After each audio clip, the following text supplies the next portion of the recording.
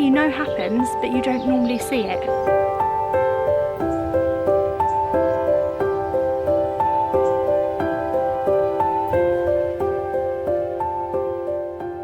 Good morning guys, welcome back to my allotment diaries. I just realised that I say good morning every time, and I actually upload these at like 5 o'clock in the afternoon, so good afternoon everyone. It's the morning for me, it's the afternoon for you. Welcome back to my allotment diaries. If you're new here, if you're loving my allotment diaries, my videos that I'm putting up, I'd love for you to subscribe to my YouTube channel. Just go below and hit the subscribe button, which so many people are right now, and I'm so grateful. So thank you and welcome if you are new. So my name is Emma. This is my allotment plot. It's in South London. It is 135 square metres, and I have a few raised beds. I've got a polytunnel, a pink shed, and I just try and whack in as much stuff as I can, and hopefully it grows. That's it. There's not much to it. I just like to show you the reality of having an allotment plot and try and keep things as real as I can, because I think sometimes on YouTube, or you know, if you watch things like Gardener's World on TV, everything's very proper, everything's done perfectly. I know from experience that when I first started out and I was watching all those things and watching other YouTubers, sometimes I felt like, well, my garden doesn't look anything like that, or I did that and all of my stuff died, and no one shows all the stuff dying. So I started to put up videos where I basically showed all of my failures as well as my successes, and showed that it's not going to be perfect every time, and sometimes stuff's just going to die and you don't know why. Like, plants are mysterious creatures, and sometimes you do everything right and they still blooming die. Why? We don't know. We don't know, but that's what happens. So hopefully that's why you're here, that's what you're enjoying, and that's the kind of message that I'm trying to get out there. Just whack it in. What else can you really do? It is another warm, sticky, warm day in London. It's about a 25-minute walk to my allotment plot, and I do it at like a leisurely pace and stuff, but sometimes it can be a little bit, oh my god, 25 minutes here, 25 minutes back. I mean, it's really good exercise and I love it, but in this heat sometimes it can be a little bit difficult to do. Everything's looking amazing, everything's looking great. So what we're going to do today, I was thinking about this all night because it's something I haven't done yet. We're actually going to feed some of the plants. I'm terrible at feeding my plants, are you? It's the one thing I forget. I remember to water, but when it comes to feeding them, I'm like, just scatterbrains. So I've got some tomato feed. This is really good for obviously tomatoes, but you can also use it on other things. You can use it on potatoes, pumpkins. I don't know why they call it tomato feed. It literally goes on everything. It's basically just very, sum it up in a whack it in style. There are 3 different, I don't know if they're elements or chemicals. We're going to call them elements because I feel like they're elements. There are 3 different elements that you need to put on your plants to feed them. There's nitrogen, phosphorus, and potassium. That's what your plants need. Now, tomato feed has all 3. It's got all 3 of them in one. It's like a 3-in-1 shampoo, conditioner and something else. You know what I mean? Like it's like buying it all in one. It's like washing powder. You buy washing powder and fabric softener in one. It does the whole job. So you can whack that on anything. If you use something like a liquid seaweed feed, which I usually put on my pumpkins but I don't have any left, that is purely nitrogen. You can also use stinging nettle stuff. So this is my stinging nettle stuff that I made.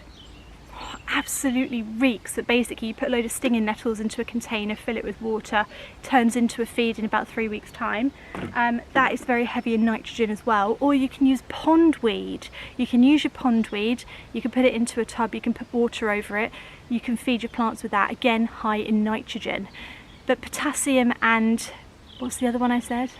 I always want to say petroleum, but I know it's not petroleum. Don't put that on your plants. You'll catch them, they'll explode. They will explode. What is it? Phosphorus and potassium. Phosphorus and potassium. I don't know where you get those from other than tomato feed, so maybe just whack that on everything. Anyway, that's what we're going to do first. So let's do that.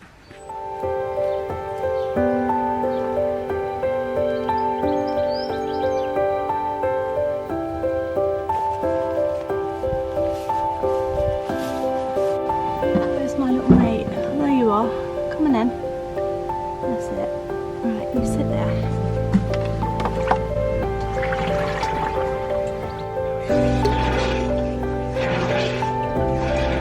So that tank that I always get my water from, that is rainwater collected from the sky, which is the best kind of water you can put on your plants because it hasn't got any chemicals in it. Not that I know of anyway, I don't know, maybe it has, I don't know, but it's basically the best stuff to put on your plants. So that's what I use when my little water thing runs out.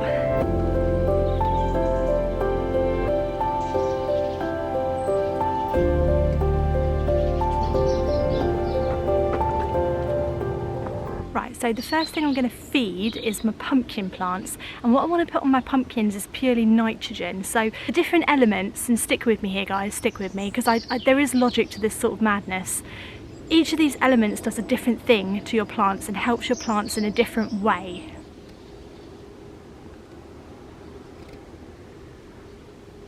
Did you get that worm?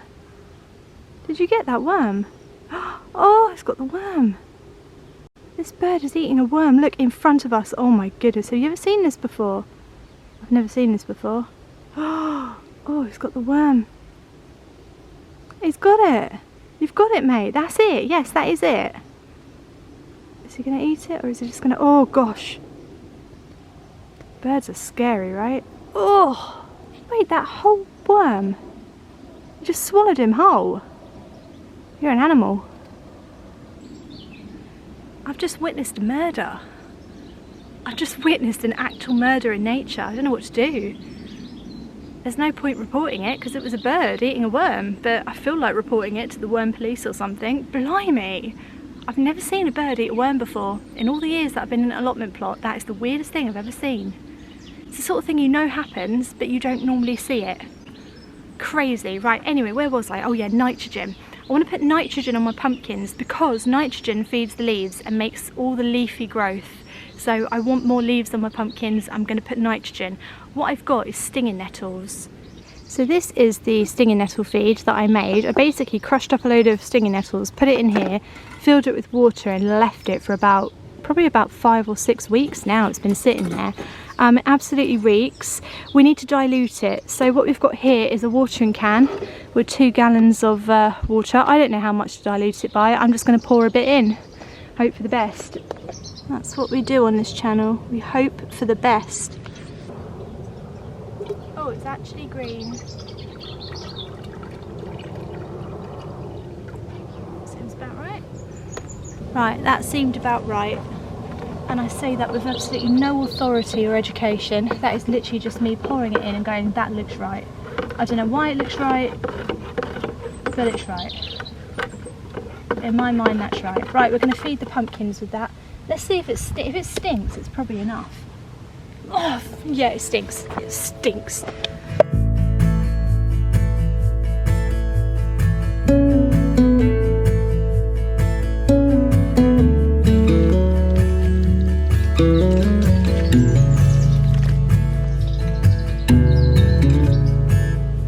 Right, so the tomatoes are going to get the actual tomato feed.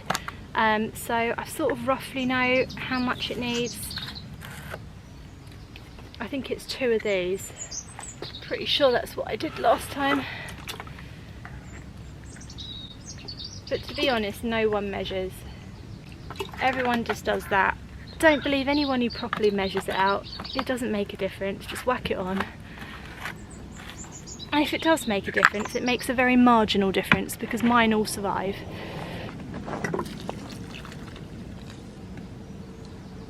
You guys are unbelievable. Anyone who's stuck in here, you're just an idiot. The door is open. Just go out the door. Just go out the massive door behind you. Look at Mole. Stressed, stuck, confused. Turn around. Whole door is open. Not the smartest creatures in the animal world, are you? So tomatoes seem alright, they seem okay. I could start pulling off the little suckers, so that bit there, it's a sucker. I could start faffing about with them, but I don't really want to because I just, like I said in the other one, I just find tomatoes a bit boring at the moment. This one's gone yellow, no idea why. But I think the feed will probably do him a bit of good. To be honest, I'm more interested in my cucumbers this year, and they've survived the night. I know they've been a bit munched, but they have sort of survived the night. This one's done really well. I'm more interested in seeing those grow this year. Like, I'd like to have a few tomatoes, but I'm a little bit tomatoed out. It just doesn't inspire me this year to grow tomatoes again. I've done it for 4 years now, it's a bit boring. I want to grow cucumbers and other things. I'm interested in this kohlrabi though. In fact, there's 2 kohlrabis that look about done. So this one snapped, unfortunately, in the night. So I think I better pick him today, otherwise he might get all infected. He looks done. And then this one definitely looks done. Look at the size of him. He looks incredible. So I'm definitely going to pick him. I also think probably my garlic's ready to pick. Should we pull up the garlic? Oh, let's just do it. Let's just do it. We had such a good time doing it the other day, didn't we? Let's pull up the rest of the garlic. And then what I'm going to try and do, you can't come down here because the door's over there. Stop being so ridiculous, guys. What I'm going to do is try and plait my garlic, which is going to be a laugh. But yeah, I'm excited. Right, let's pull this up. Hopefully it'll be all right in here, because I've never grown garlic this far down my plot before. Oh, God. Oh, it looks teeny tiny. Teeny tiny. Maybe it's not done yet. Feels done. It wasn't the mega garlic I was after. Let's try this one. This one looks definitely done. Covered in white rot. Covered in white rot. Oh, let's get him out then, because he shouldn't be in there. This is not as exciting as the other day. No, it's teeny tiny. No, probably white rot too.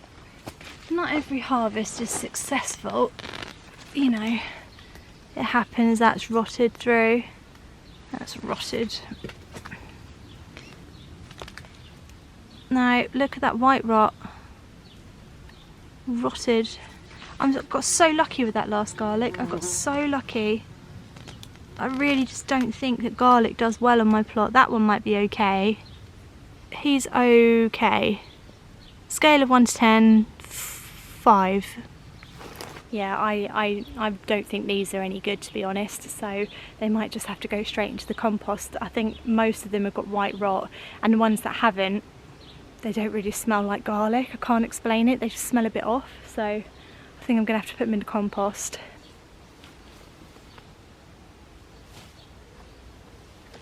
Oh no, wait, I'm not supposed to compost.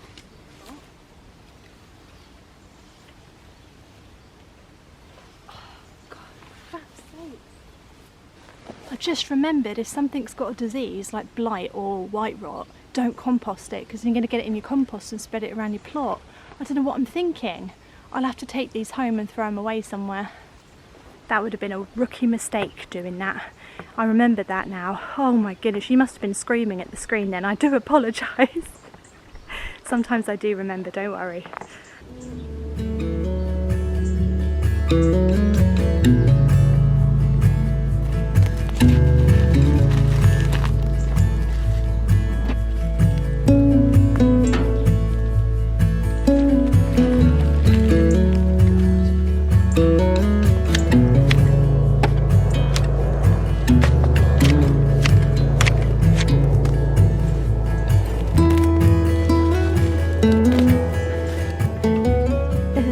Example of why weeding around your raised beds is so important, because the snails and the slugs can just hide.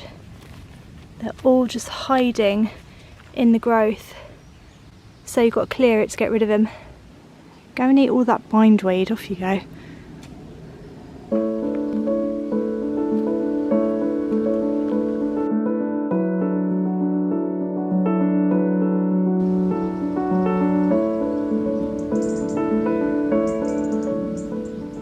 I've just remembered, somebody in the comments said that I can pinch out the top of my runner beans if they get too tall and they'll stop growing and start developing beans. So let's pinch them out. This is the one that's got a little bit too big for his boots because he's growing over the structure. I really thought I'd made this like big enough, but apparently not. I'm going to pinch him there. I think we should pinch him at new growth. Right, I used 2 hands and I pinched him. So I pinched that off. So that's gone, that's out of there, it's gone. So now, hopefully, just stop growing now, mate. That is the right height for you, just stop. And then, if you look at the bottom, down here, look, I'm starting to get little red flowers. Little flowers on them, so I'm going to get runner beans. It's so exciting. They're all just going up the string like I envisioned. This is amazing. How fantastic.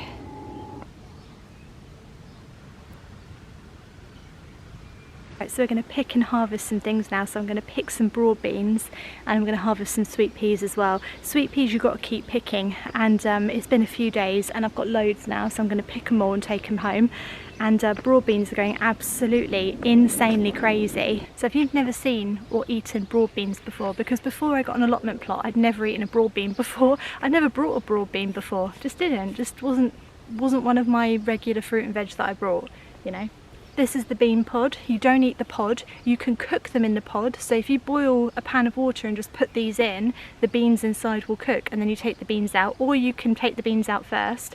I'll show you what the beans look like. Those are the little beans inside. I'm pretty sure you can eat them raw. Yeah, very good, very nice. So you can eat them raw apparently. I mean, I'm doing it. If I can't do it, I won't upload this because I'll be dead. I mean, most allotment plots have these lovely plants because they are something you can put in the ground over the winter, and I think us gardeners, we get a bit impatient. That's why a lot of us grow broad beans, I think. Well, that's why I grow them. I whack them all in because I want something growing in the winter time. Very hardy, very easy to grow, very simple, give you a massive harvest. Grow broad beans basically. That's all I have to say on broad beans. I didn't realise I had such an opinion on broad beans. Alright, let's pick them.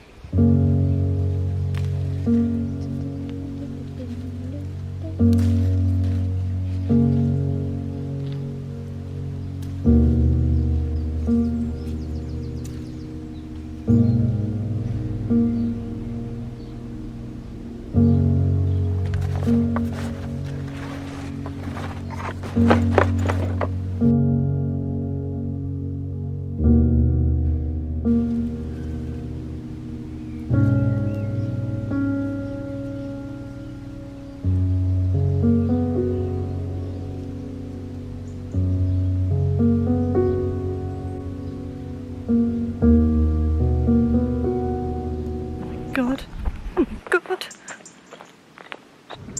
The amount of time I've had to run from a bee trying to get these. I've had to prise it from its blooming buzzing hands. Very aggressive round here, these bees. Is that robin making that noise? That it's in danger? Is it me? Is it me? Am I the danger? Am I the predator? Is Rocky about? I think it's me. What have I done? Right, I've just remembered I was going to harvest that giant kohlrabi, wasn't I? He can't stay any longer because he's just too big. He's too big for his boots. Needs to go. So let's pick him. He's going to be exciting to pick, I think. Oh my gosh, look at you! You are an absolute beaut. Oh God, it's so hard to cut.